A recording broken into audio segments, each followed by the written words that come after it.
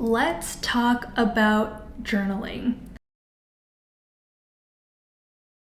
This is something that I feel like is a really key part of my life, and I've talked a lot about it. I have watched a lot of videos about journaling, and I feel like I have some different things to say about it, so let me share.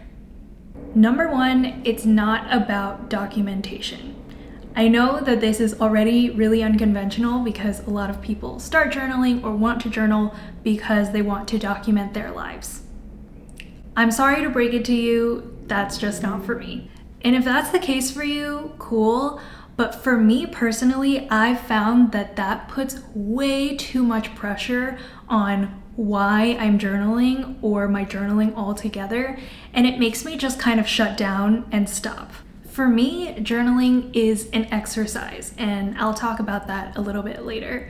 But if I find myself just wanting to document everything, it gets boring really quickly because that's not what is interesting to my mind right now and what I want to write about.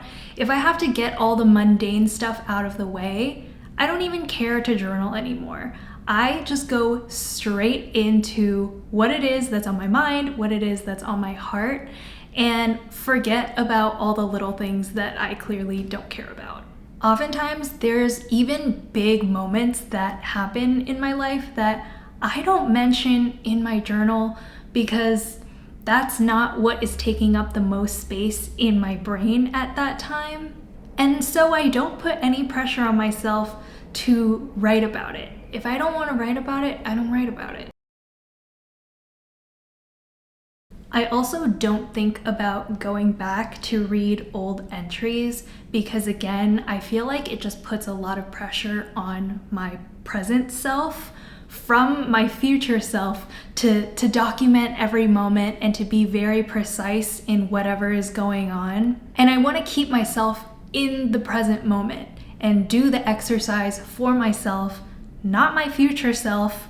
She's got her own problems and she can solve them herself. So I don't let that future pressure dictate what I'm gonna write about right now. I know a lot of people get really excited about the idea of going back and reading old entries, and that's sort of a byproduct of just journaling in general, but I wouldn't think about reading future entries as a reason to journal right now. I just think that that pressure is too much and it's kind of paralyzing. Number two, be brutally honest.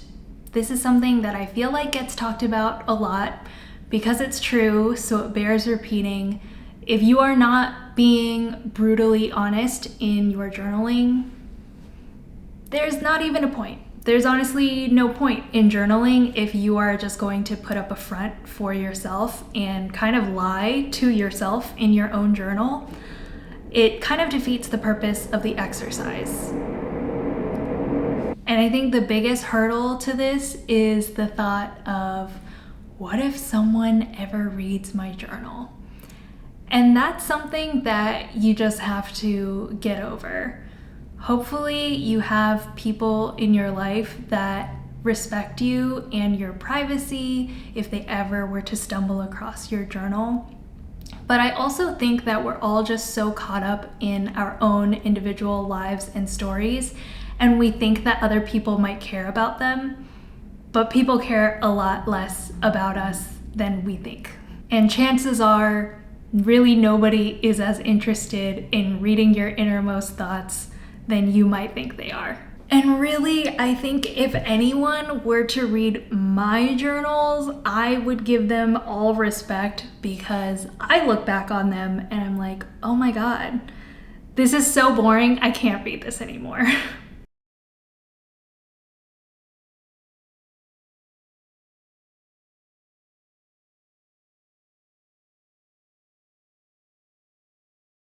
But yes, it is crucial that you get over that, is somebody gonna read this thought, so that you can be so brutally honest in your journal, because that is what the exercise is all about. It's about unpacking your thoughts, clearing the noise from your head, and being able to examine your own thought patterns and identifying your own feelings, and really just like listening to your inner voice. I think journaling is a huge part of how I learned to listen to my inner voice, just shutting out the noise from other people and really reflecting on, how do I feel about this? How do I feel in the current moment? And even if it's ugly, and especially if it's ugly, your journal is the place to unpack those things. There's a really great quote I heard on the Tim Ferriss show, which I love, from his guest Suleika Jawad. I'm not sure if it's her quote or she was referencing it, but it says, "If you want to write a good book, write what you don't want others to know about you. If you want to write a great book, write what you don't want to know about yourself."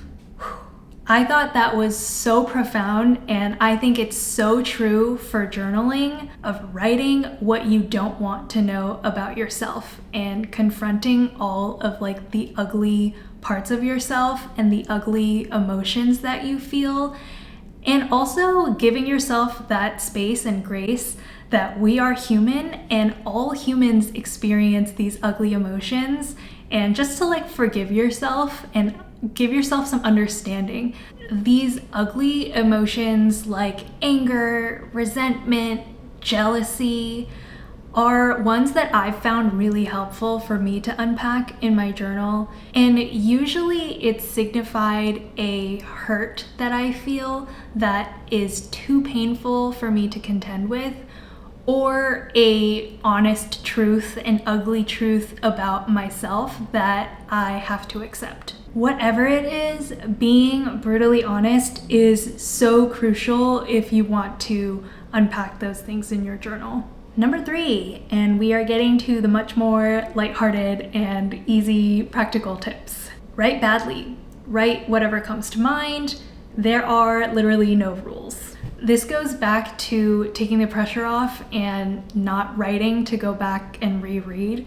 If it's bad writing, it's fine, no one cares, and also no one will be interested in reading it later if it's bad writing.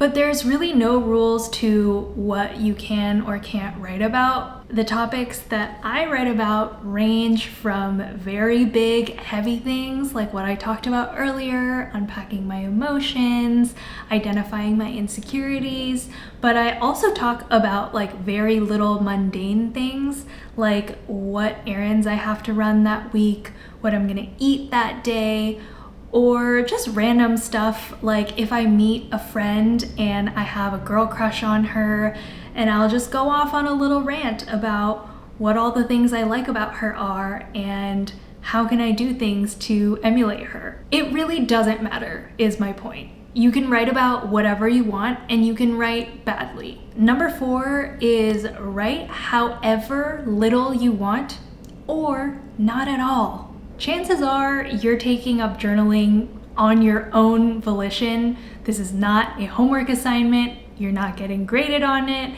Nobody is putting a gun to your head and saying you better journal every day, 3 pages a day, or else.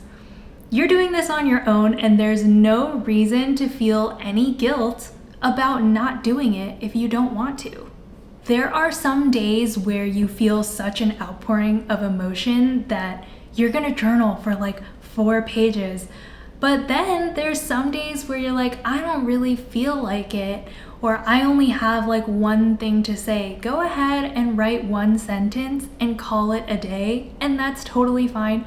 Or skip a day. Whoa, who cares? Who cares? Really, it's fine. I personally have built this habit of journaling for so long. I've been journaling for like 10 years that I've absolved myself of any sort of guilt for not journaling for like a day or a week or even a month or a couple months at a time if I don't feel like it. There's definitely seasons of my life where I'm like, I just don't feel like this journaling thing is fitting into my life right now, and so I don't do it. Lastly, and this is my favorite journaling tip of all time, write in bullets.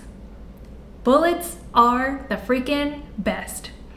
That is for sure a way to take the pressure off writing really nice, beautiful prose, having any sort of transition or cohesion in your thoughts, because I think when you write, naturally that pressure kind of comes through. Writing in bullets just takes all of that away.